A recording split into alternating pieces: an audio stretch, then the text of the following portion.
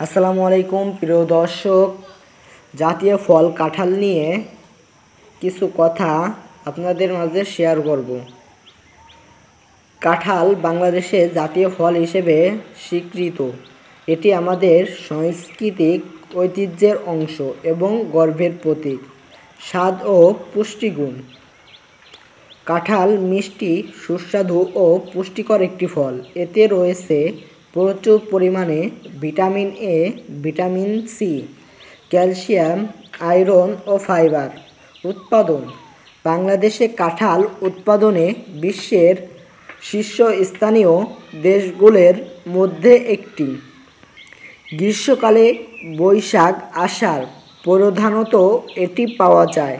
ব্যবহার: কাঁঠাল কাঁচা ও পাকা দুই ভাবেই খাওয়া যায়। কাঁচা কাঁঠাল দিয়ে রান্না হয়, পাকা কাঁঠাল খাওয়া যায় অথবা জ্যাম, জেলি ও মিষ্টান্ন তৈরিতে ব্যবহৃত হয়। বাণিজ্যিক সম্ভাবনা: কাঁঠাল শুধু একটি ফল নয়, এটি দেশের অর্থনীতিতেও অবদান রাখতে পারে।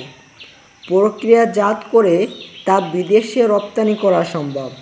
পরিবেশ বান্ধব: কাঁঠাল গাছ মাটি ক্ষয় রোধ করে এবং পরিবেশ রক্ষা সহায়তা করে। একটি গাছে কতগুলো কাঁঠাল ধরেছে দেখতেছেন।